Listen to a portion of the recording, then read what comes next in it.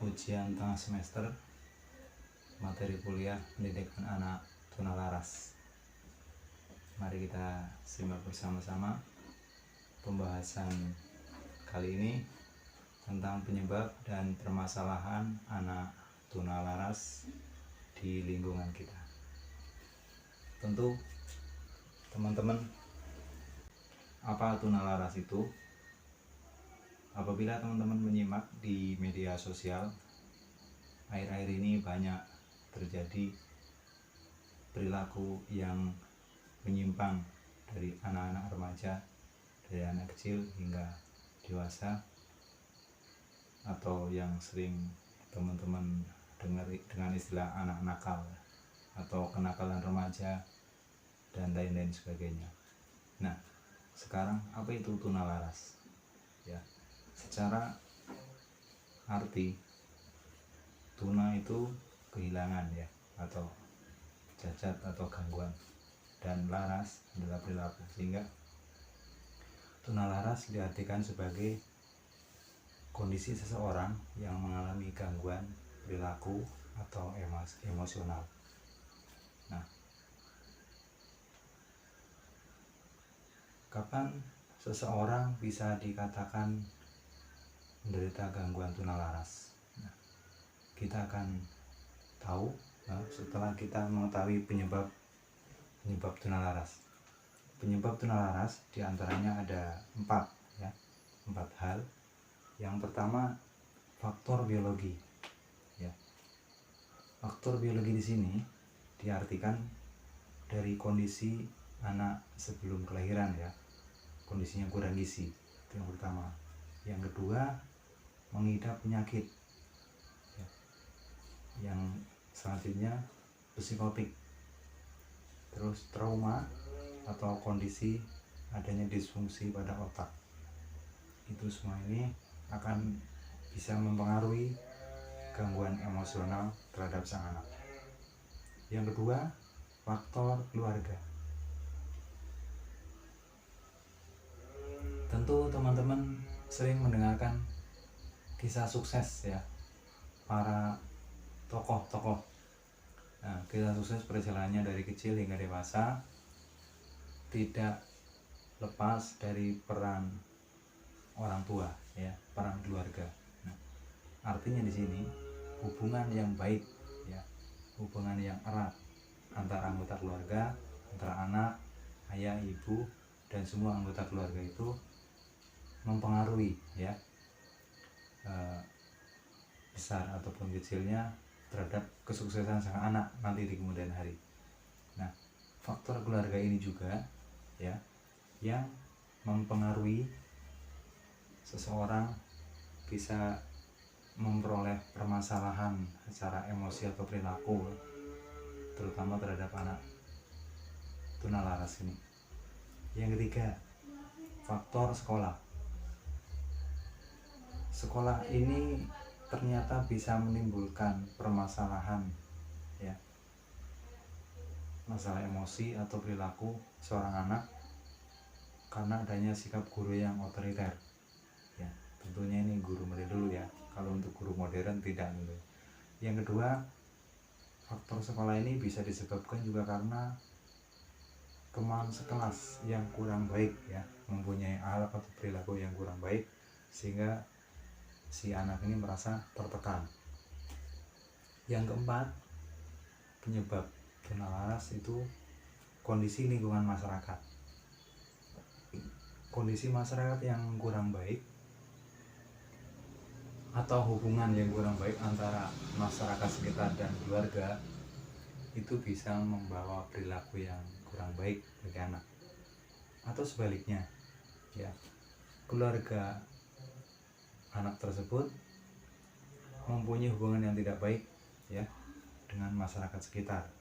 Tentunya ini juga mempengaruhi emosi dan perilaku anak. Saya mengutip dari jurnal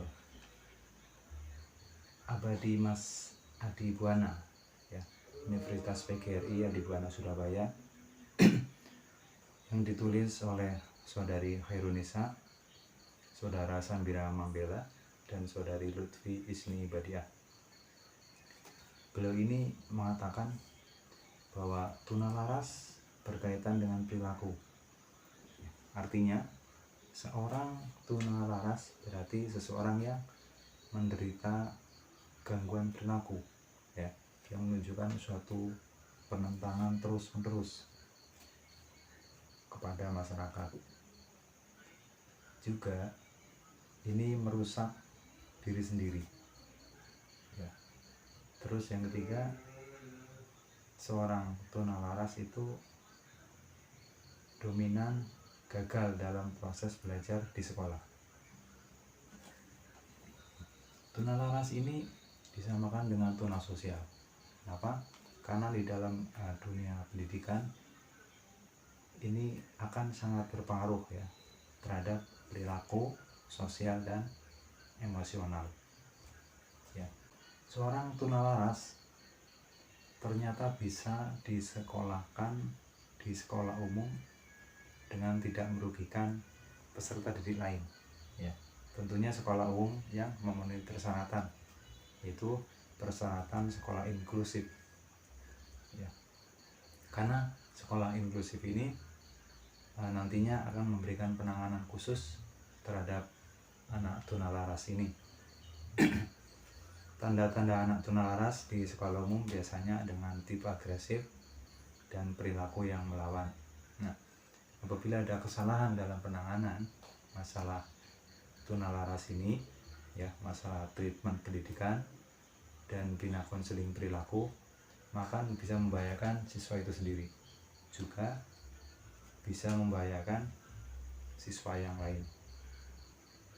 Sedangkan ciri khas seorang tunalaras, ya, di sini disebutkan ada 4, ya. Pertama, tingkah lakunya ekstrim, ya. Jadi bukan hanya berbeda dengan tingkah laku anak-anak yang lain, tapi udah ke tingkat yang ekstrim. Yang kedua, adanya problem emosi dan perilaku yang kronis. Hal ini munculnya secara bertahap, ya. Mungkin awalnya hanya iseng, ya, menggoda teman sekelasnya, terus melakukan penyelewengan yang lain yang nilainya bobotnya kenakalannya lebih berat dan seterusnya, ya, sehingga sampai pada tingkat kronis, ya. Yang ketiga, tingkah laku yang tidak diharapkan oleh lingkungan karena bertentangan dengan masyarakat, ya, tidak sesuai dengan harapan sosial dan nilai budaya kulturnya. Nah, 3 hal itu muncul pada diri seorang tunalaras yang kuat, ya, yang merasa lebih kuat di lingkungannya, di sekolahnya. Dia merasa lebih kuat, dia bisa menekan teman-teman yang lebih lemah. Nah, sedangkan ciri khas yang keempat ini berlaku untuk seorang tunalaras yang merasa minder, ya, inferior. Jadi ini emosinya labil, ya, ciri khasnya depresi dan merasa tidak bahagia, ya. Ini untuk anak-anak yang merasa secara psikologisnya, secara batinnya dia merasa sendiri, ya, depresi, stres, ataupun merasa tidak nyaman, ya, pada diri sendiri. Sedangkan gangguan-gangguan emosi dan perilaku dibagi menjadi dua kelompok besar, ya. Penulis di sini Saudara Aini Mahabati membagi gangguan emosi dan perilaku ini menjadi 2. Yang pertama eksternal, ya. Gangguan ini berdampak pada orang lain, ya. Orang lain itu merasakan bahwa anak tunalaras itu mempunyai sifat agresif, ya, membangkang, terus tidak patuh, sifat yang lainnya berbohong, mencuri, dan kadang emosionalnya kurang terkendali. Nah, kalau di dalam belajar mengajar, ya, di lingkungan sekolah, ini anak tunalaras cenderung agresif, ya, suka memukul, ya, temannya, dia merasa lebih kuat, jadi memukul teman yang lebih lemah, mengajak berkelahi ya, mengejek atau membuli temannya, terus suka berteriak, menolak perintah dari guru atau temannya, terus sering menangis ataupun justru memeras ya. Menangis ini dalam artian merasa dirinya inferior ya, merasa minder. Nah, sifat-sifat ini satu ataupun lebih apabila muncul dalam diri seorang anak ya, dengan frekuensi tingkat sering munculnya istilahnya ya, sering munculnya ya, daripada anak yang lain, ini udah satu pertanda ya, itu pertanda anak tersebut adalah anak tunalaras. Yang kedua, gangguan emosi dan perilaku secara internal. Nah, ini efeknya berdampak pada diri anak itu sendiri ya. Gangguan yang muncul adalah gangguan kecemasan ya, depresi. Terus anaknya ini menarik diri dari interaksi sosial. Terus juga mungkin gangguan ini muncul ya ketika ada di rumah ya. Keluarganya akan tahu bahwa anak ini menderita gangguan makan, atau justru ada sesuatu yang lebih fatal, yaitu keinginan untuk bunuh diri. Naudzubillah min dzalik ya. Mudah-mudahan jangan sampai ya di lingkungan kita ada anak tersebut. Nah, gangguan-gangguan ini ya untuk di lingkungan sekolah tentunya akan berakibat buruk ya. Anak tersebut nanti di kemudian hari tentu akan mengalami kesulitan dalam belajar. Kenapa bisa? Karena ketika teman-teman yang lain ya bisa memperhatikan, fokus kepada bapak dan ibu guru yang mengajar, maka anak tunalaras ini akan asik dengan dunianya sendiri ya, akan gagal paham ya, tadi disebutkan di atas, akan gagal di dalam proses belajar mengajar karena atensi atau perhatiannya ya terkuras ke hal yang lain ya, atau asik dengan dunia sendiri gitu.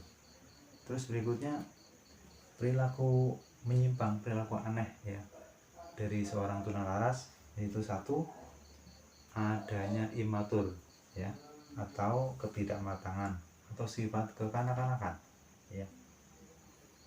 Dan kadang juga ditambah juga menarik diri ya. Jadi ketika teman sebaya mereka menikmati dunianya dengan seumur ya gitu kan ya, misalnya anak usia 10 tahun, mereka kan suka apa yang dilihat di media sosial ya, permainan ya, mereka mengikuti, asik ya dunianya bersama-sama. Tapi anak tunalaras ini akan menyendiri, tidak menyukai kebersamaan ya, interaksi sosial mereka. Nah, yang kedua, kurang bisa berperilaku sosial.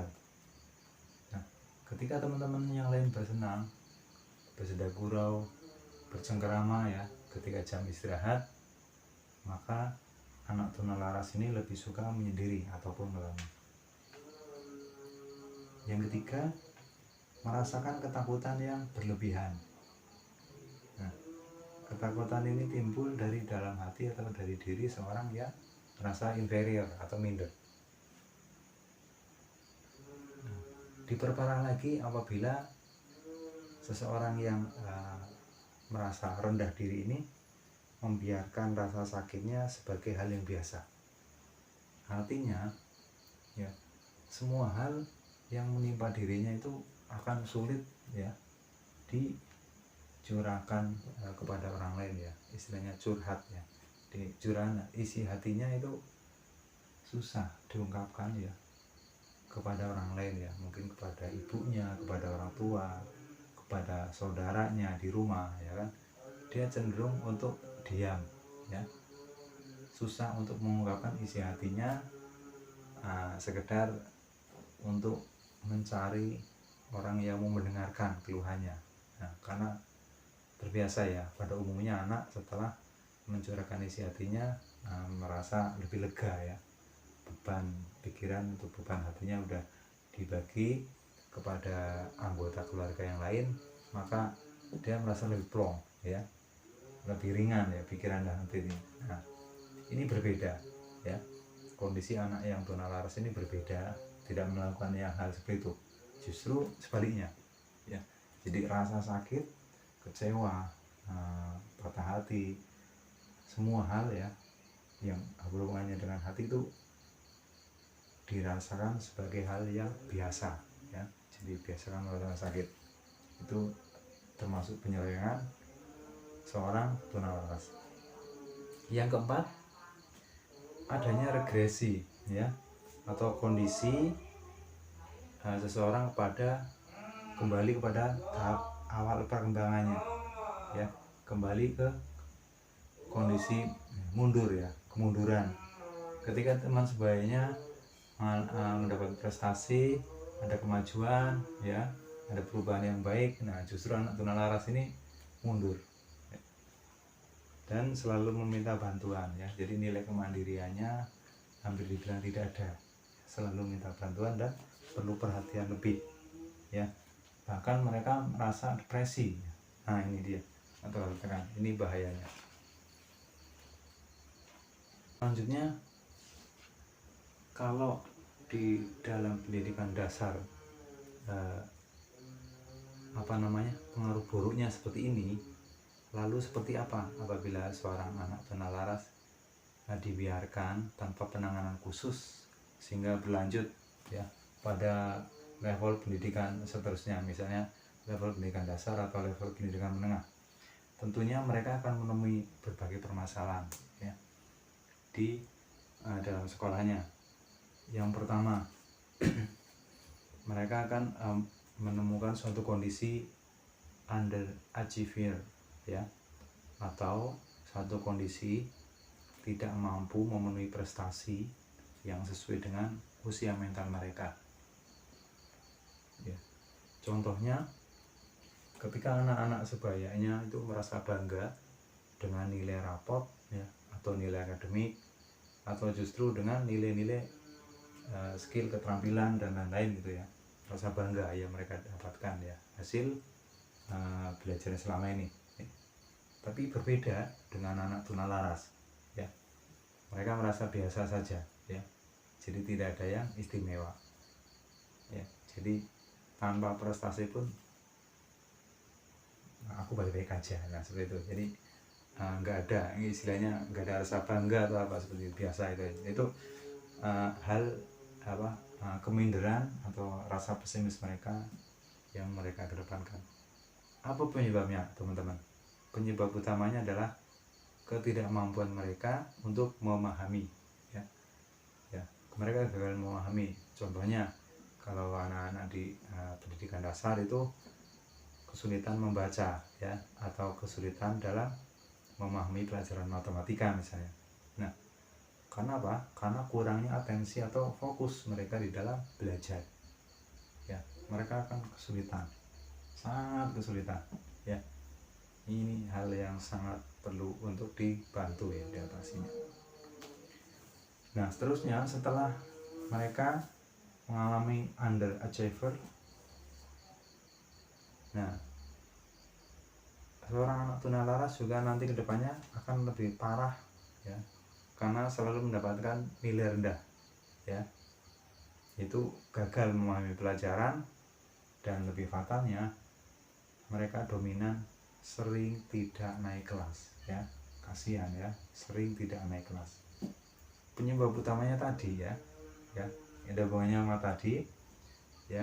Ketika teman sebayanya fokus untuk menerima pelajaran ya, anak tunalaras ini asik dengan dunianya sendiri ya.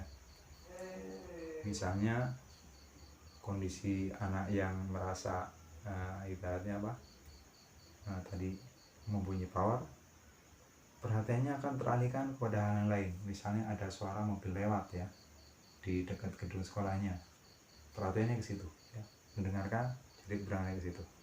Atau dari penglihatannya ya, bukan fokus di pelajaran tapi pandangan matanya menyasar ke semua arah, ya, melihat semua gambar yang menempel di dinding, ya, seperti itu. Pokoknya ada saja hal-hal yang bisa mengalihkan fokus perhatian anak dari pelajaran. Nah, setelah hal-hal itu menimpa seorang anak tunalaras ya di dalam sekolahnya, lalu apa yang dirasakan oleh masyarakat ya terhadap perilaku aneh atau sikap emosional anak tunalaras ini di masyarakat? Apa akibatnya? Saya mengutip dari jurnal Entita ya, jurnal dari Universitas Mataram, jurnal yang berisi pendidikan ilmu pengetahuan sosial dan ilmu sosial. Penulisnya Saudara Arif Widodo ya, menuturkan penelitiannya sebagai berikut. Saudara Arif Widodo menyatakan bahwa anak dengan permasalahan perilaku dan emosi akan dikucilkan dari pergaulan. Ini ada cerita yang berawal dari keluarga ya, seorang anak ditinggalkan ibu dan bapaknya ya pergi ke luar negeri untuk mencari nafkah ya. Jadi anak ini ditinggalkan seorang diri di rumah, hanya ditemani seorang nenek ya yang sudah lanjut usia. Nah, tentu teman-teman sudah bisa menebak ya seperti apa ceritanya. Ya, benar. Jadi sang anak itu akan bertindak semuanya sendiri ya. Tentu beda ya pola asuh orang tua, ibu dan bapak ya. Berbeda dengan pola asuh seorang nenek yang sudah lanjut usia. Ya. Tentunya seorang nenek tidak bisa mengontrol ya, tidak bisa membimbing atau mengarahkan sebagaimana seorang ibu atau ayah ya apabila dekat dengan anaknya. Tentu hasilnya berbeda ya. Pola asuh yang salah akan mengakibatkan perilaku yang berbeda ya. Nah, anak ini ya, seorang anak TKW ini ditinggalkan akhirnya mempunyai perilaku yang menyimpang di sekolah ya. Perilakunya suka berbuat onar ya, suka mengganggu teman-teman satu kelas, suka terlibat tindak kekerasan ya kepada sesama teman, apalagi di luar sekolahnya ya, selepas dari sekolah. Terus untuk kehidupan di luar sekolahnya juga hampir sama ya, perilaku menyimpangnya ini juga sama. Apabila keinginannya tidak dituruti, anak tersebut akan berbuat kerusakan ya, atau mungkin mengamuk gitu ya. Nah, tentunya sang nenek bukannya membimbing malah ketakutan. Nah, ini sepenggal cerita ini ya tentunya bisa mewakili kemungkinan cerita yang sama seperti ini ada ya di dekat lingkungan teman-teman semuanya ya. Kenapa? Karena ini berhubungan dengan pola asuh ya, yang tentunya tidak sama ya, mungkin kadarnya tidak sama seperti ini, tidak seberat ya masalah ini, tapi mungkin hampir sama ya. Taraf kenakalannya mungkin masih di bawahnya, tapi hampir-hampir mirip. Tapi kembali ke sumber masalahnya, yaitu pola asuh ya, pola asuh orang tua. Terus yang kedua, permasalahan anak tunalaras di masyarakat ya akan menimbulkan keresahan ya, timbul keresahan di masyarakat atas tindakan anak tunalaras. Kenapa hal ini terjadi? Pertama, bisa karena pembiaran ya. Masyarakat mungkin sudah terlalu bosan ya, sudah terbiasa ya, memberikan nasihat, memberikan bimbingan atau arahan kepada si A ya, seorang tunalaras ini sepertinya tidak digubris ya, tidak didengarkan. Wah ya, misalnya sekali berbuat kesalahan, sekali berbuat hal yang negatif itu diperingatkan, dinasihati, tapi tetap saja ya melakukan kesalahan berulang ya, tanpa merasa bersalah, tanpa merasa berdosa, ya kan. Akhirnya dianggap bahwa perbuatan itu sah-sah saja, itu benar aja. Jadi apa? Akhirnya ya masyarakat melakukan pembiaran. Nah, ini adalah lingkaran ya, seperti lingkaran setan. Seharusnya masyarakat memberikan penilaian dan solusi ya, tapi di sini justru masyarakat justru karena udah merasa titik jenuhnya, udah bosan, malah melakukan pembiaran. Jadi apa, masalah bukan semakin semakin kecil atau terpecahkan, malah justru bergulir, masalahnya semakin besar seperti bola salju. Nah, timbulnya keresahan masyarakat ini tidak sepenuhnya kesalahan anak tunalaras itu. Jadi boleh dikatakan ini kesalahan semua pihak ya. Kesalahan dari seorang anak tunalaras merupakan tantangan ya, atau tanggung jawab besar masyarakat itu sendiri ya. Gimana caranya agar keresahan yang ditimbulkan oleh anak tunalaras itu bisa dihilangkan, ya masyarakat itu sendiri yang harus turun tangan membantu. Karena seorang anak tunalaras itu melakukan kondisi ini adalah sesuatu hal yang tidak mereka inginkan ya. Boleh dibilang kalau mereka diberikan pilihan, tentu ini bukan pilihan mereka gitu kan. Satu kondisi yang mungkin mereka sebenarnya bosan gitu ya. Ada kemungkinan mereka untuk keinginan untuk berubah, tapi mereka tidak tahu caranya. Nah, disinilah peran aktif masyarakat untuk membantu ya, membantu mereka keluar ya dari kesulitan, sehingga bisa mengarahkan seorang tunalaras ini kembali ke jalan yang benar ya, kembali berubah kepada perilaku yang baik. Karena apa?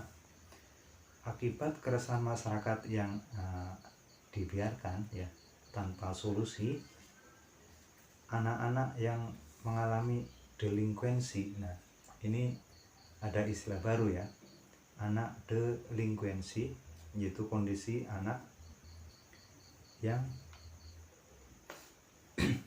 menimbulkan goncangan ketidaknyamanan di masyarakat ya. Masyarakat merasa resah, merasa terganggu akibat perilaku menyimpang dari anak tunalaras itu ya.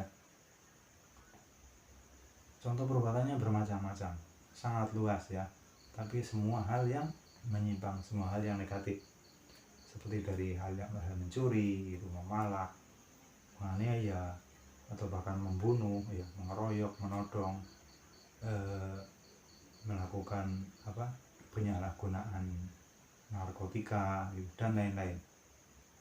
Pokoknya hal-hal yang meresahkan masyarakat apabila dilakukan anak-anak tentunya akan lebih parah ya, levelnya nantinya akan lebih parah lagi ke tindak kenakalan remaja atau bahkan kriminalitas remaja.